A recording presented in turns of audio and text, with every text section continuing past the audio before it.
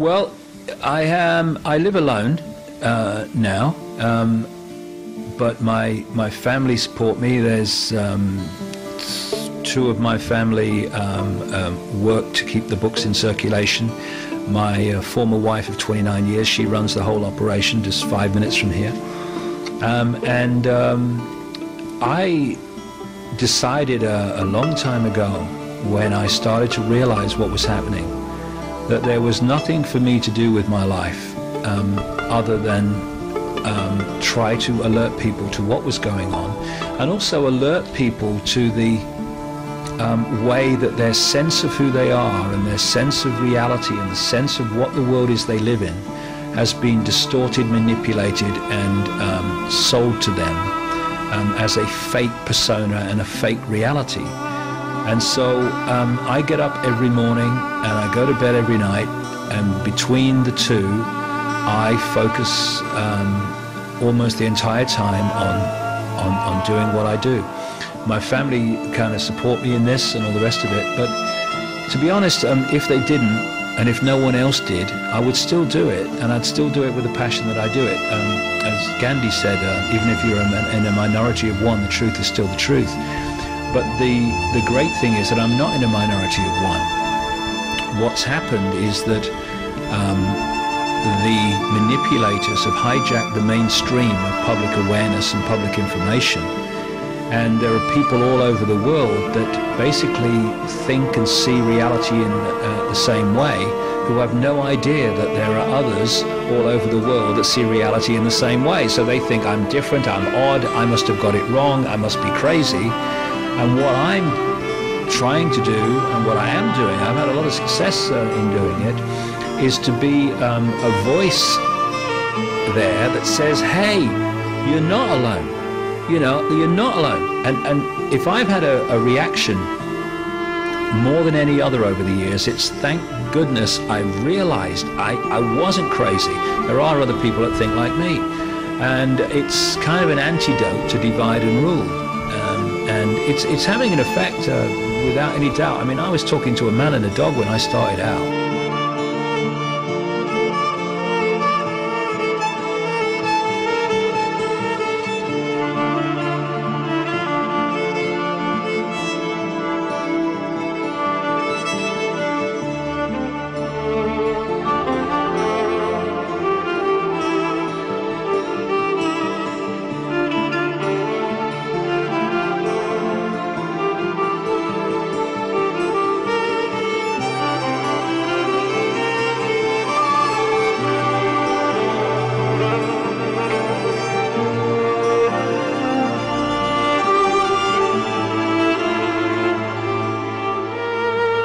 You see, the world population is in a hypnotic trance. This is the thing. Our consciousness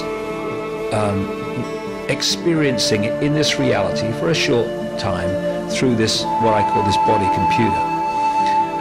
And the computer can think for itself up to a point. It's not like a computer that just takes in data and then reacts to order. It has the ability to assess information and react on the basis of that assessment. That's what things like the immune system are doing all the time. And if our consciousness goes to sleep or cannot get enough impact on the computer, then basically the computer runs itself. And I see so many people in what I call computer mode, where you can predict what they're going to do just as much as you can type data into a computer and press enter. You know what the computer's going to do. You can do that with people. We are programmable until we become much more conscious than we are. When we are in what I call just body consciousness, we are extremely programmable because this is a computer. And people don't realize that the five senses are just sending information to the brain, which then decodes that information. And so if you are in a hypnotic stage show, I've seen people eating potatoes, for instance, and thinking they were apples. I've seen people who thought there was an elephant in the audience. Why?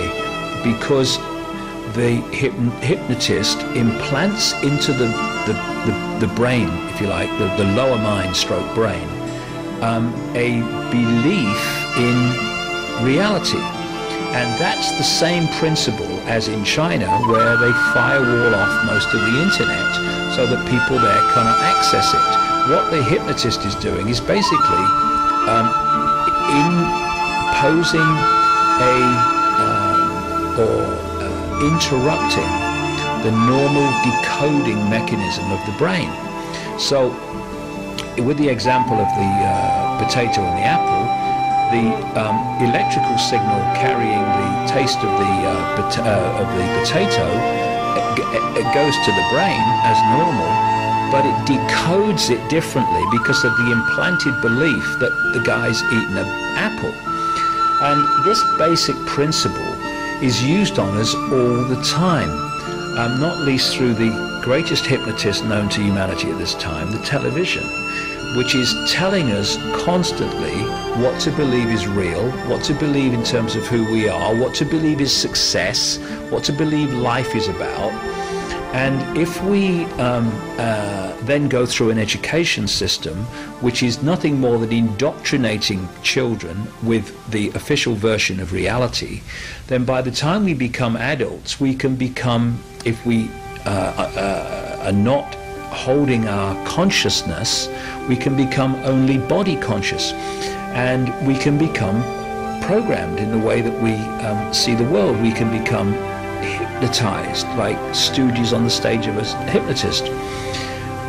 What information does is it basically reminds people of facts they already know and realities they already know, but the hypnosis has made them forget, i.e. we are all infinite consciousness.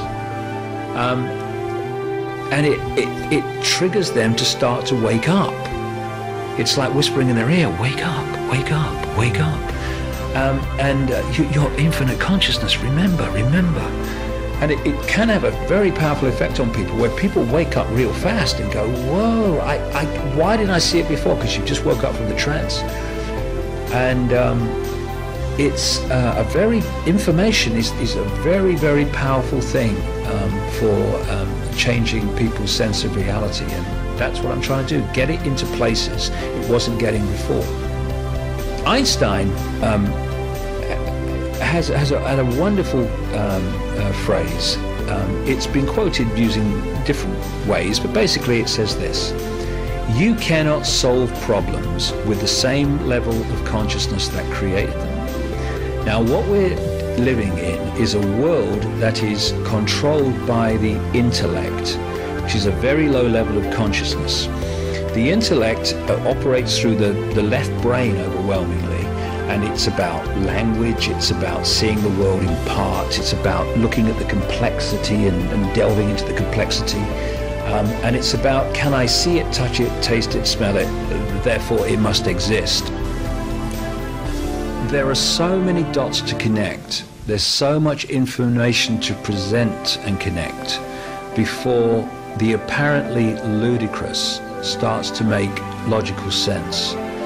That the mainstream media will never ever give you enough time to make those connections. So what I do with that whole reptilian side of my work is I'll talk about it in my own public presentations, where I can give it as much time as I decide to give it. I write about it extensively in my books for the same reason, but in the mainstream I will not talk about it because I know that it's going to be reported in the same way. Oh, it says giant space lizards run the world, and you know, and so, well, I'll ask you a question which answers your question. What level of consciousness controls the mainstream media? The intellect. and sometimes a very, very, very low level of intellect. And therefore, apart from the odd journalist who is more whole-brained, if you like, and multi-level consciousness, not just intellectually conscious, then they're just not going to see it. They're not going to get it. I mean, it's extraordinary that you can talk to a lady with no formal education and all the rest of it, and she gets it, and can see it and can feel it. And then you talk to a journalist or an intellectual from Oxford University, and they look at you as if you've just walked off a spaceship, because they can't get it, because they're not accessing those levels of consciousness that can get it. So, of course, an intellect-controlled media is going to see me as crazy, insane, dotty, I think that's a word I use, and all the rest of it. So, but you have to accept that. But I have learned one great thing over the years: people can't unhear something, and the reason that enormous numbers of people are now turning to my work, overwhelmingly the reason, is because things I wrote about in my books years ago are now happening. That's the key reason. And if I had not said and wrote what I did, despite the ridicule and the hostility, then they'd have never read it, and they'd have never then seen that it's happening now.